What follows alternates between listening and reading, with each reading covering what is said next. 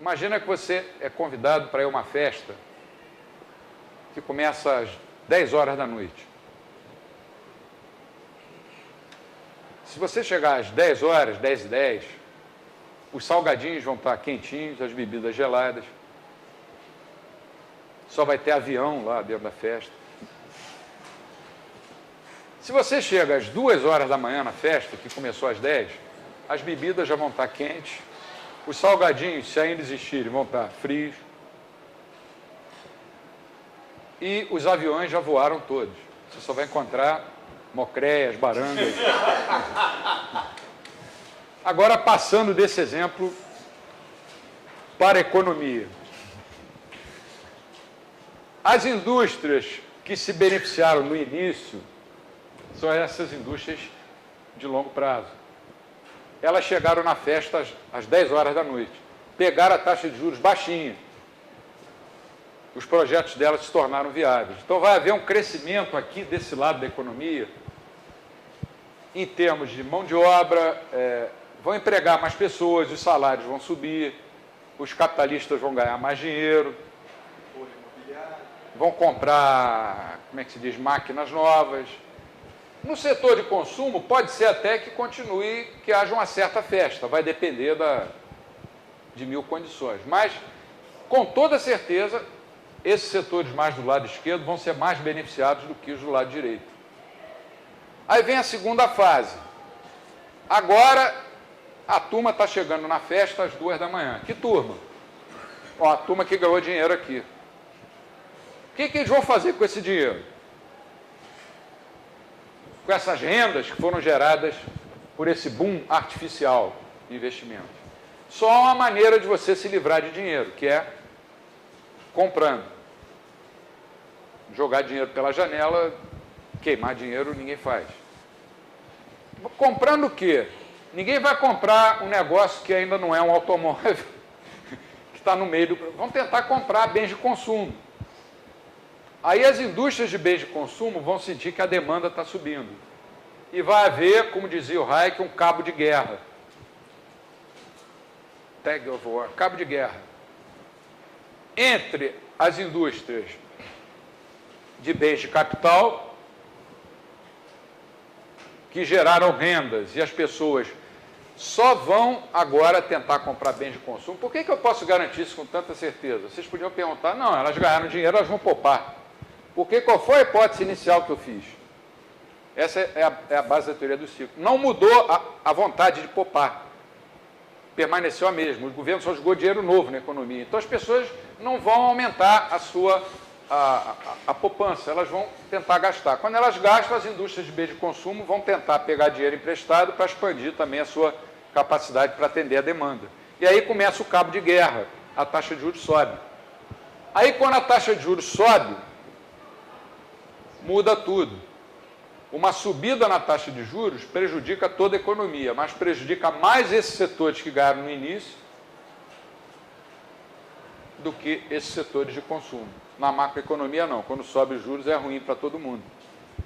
Então, alguns projetos desses aqui, que antes se tinham tornado viáveis, agora passam a ser inviáveis. Você começa a ter desemprego, principalmente nos setores de bens de capital. Então, uma expansão monetária gera desemprego. É claro que depois de algum tempo, isso não é imediato, principalmente nas indústrias de bens de capital. Por isso o Hayek dizia, o desemprego é uma consequência da inflação. A inflação foi quando a moeda entrou na economia fantasiada de poupança. E o desemprego vai aparecer como consequência da inflação. Onde foi que a crise arrebentou, por exemplo, na Ásia, no final dos anos 90? Em que setores? Setores de longo prazo, setor imobiliário. Onde essa crise americana explodiu? Setor imobiliário, que são setores de longo prazo. Você não vê uma crise dessa num setor ligado ao bem de consumo quase final ali, direto. Essa é a base da teoria austríaca dos ciclos econômicos. A gente vai esmiuçar aqui, de trás para frente, de frente para trás, mostrar como é que ela foi aplicada e deu certo, como é que ela não foi e não deu certo. Eu não sei se eu respondi a pergunta, mas tentando resumir. O desemprego é consequência da inflação, porque a inflação aí é definida como moeda artificialmente jogada na economia pelo Banco Central. Durante algum tempo, ela vai estimular a economia, mas chega uma hora em que as taxas de juros vão subir e isso vai desestimular os setores que no início foram estimulados. Onde você encontra uma bela descrição disso é na palestra do Hans Hermann Hoppe, um vídeo do Hans Hermann Hoppe do seminário do Mises desse ano, em abril. Você estava lá. Foi uma das apresentações mais brilhantes que eu vi sobre a teoria dos ciclos. E é um tema que os economistas deviam estudar com bastante cuidado. Por que você encontra artigos de 2001, 2002, antecipando que a coisa ia explodir nos Estados Unidos? Escritos por austríacos. Porque eles estão baseados na teoria dos ciclos econômicos. Quem ficou famoso porque descobriu a crise não foi um austríaco, foi aquele economista turco Rubini, Nouriel Rubini, que tem dito coisas absurdas recentemente. Eu vi uma entrevista dele dizendo que os governos precisam aumentar os gastos para salvar as economias. Ele descobriu por acaso. Sei lá, ele estava olhando assim para o chão, procurando uma pedra, achou um diamante. Aí ficou famoso da noite para o dia, deve ter ganho muito dinheiro. Mas os austríacozinhos, coitados, lá, velhinhos lá de... já vem falando isso, o Mises desde 1912, o Hayek nos anos 30. E nessa última crise você tem toda uma geração, primeiro que antecipou a crise, segundo que diz, até eu mesmo, que sou um austríaco, relativamente esses nomes mais conhecidos, desconhecido, vocês procuraram no meu site, tem entrevista minha lá de 2007, 2008, quando estourou a bolha, eu dizendo que o que o governo americano estava fazendo não ia dar certo, que isso ia perpetuar a situação. E os entrevistadores da Globo News ficam olhando para a gente assim, como esse cara é diferente, será que ele é maluco? Foi um dia que acho que na era o Bush anunciou um pacote de ajuda de acho que 700 bilhões para salvar a economia da crise. Eu falei que aquilo não ia dar resultado por causa disso. O entrevistador não entende bem o que você está dizendo, porque ele está acostumado a entrevistar economistas da mainstream, né? Mas esse conceito de estrutura capital é básico para você entender. Não existe no mundo real macroeconomia, isso é um ponto. E segundo, mesmo que existisse macroeconomia, o estoque de capital não seria constante. Os modelos econômicos, pelo menos, se eles quiserem continuar a existir, eles têm que dar um jeito de incorporar o fator capital como variável e não como constante. Mas a gente estuda variação do estoque de capital nos modelos de longo prazo, nas teorias de crescimento.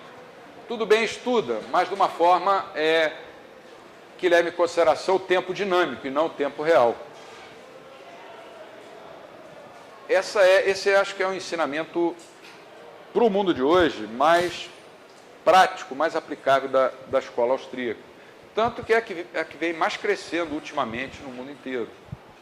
Porque a gente vem insistindo que tudo que os governos estão fazendo não vai dar certo, não deu certo e não tem como dar certo. Assim que o comenta agora, a gente vai ter a oportunidade, mas quando acontece esse cabo de guerra, aumenta a taxa de juros, não é uma economia fechada. Então, ela começa a atrair capital externo para a economia, né? Poupança externa, vamos falar assim. Isso aí já não seria, vamos dizer, uma fuga do que a teoria dos ciclos econômicos prevê? Eu não diria uma fuga, isso perpetua essa situação de como é que eu vou dizer, de artificialismo. Aí vai de um para outro, né? Onde vai o capital vai sendo... Aí todo mundo pensa, está tudo bem, vamos continuar.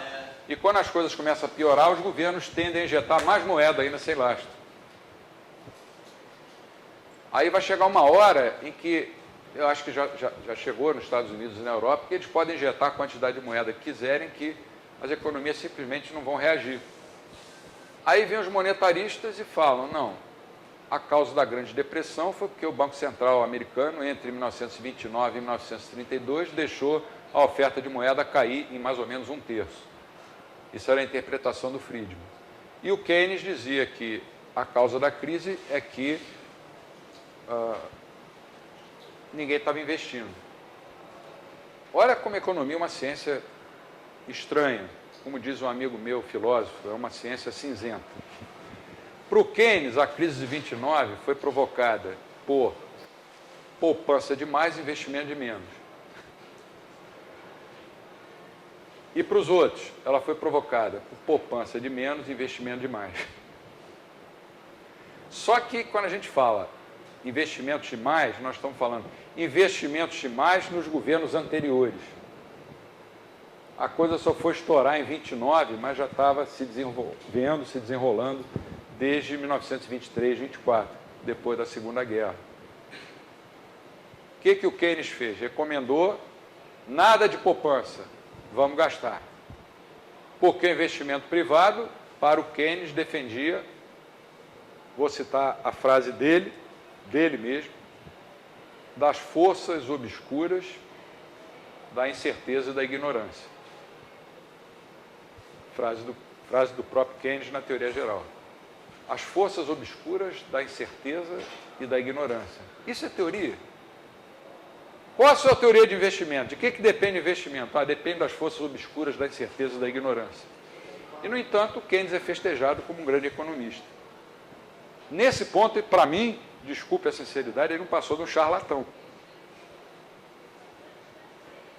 O investimento privado é governado por espíritos animais, animal spirits.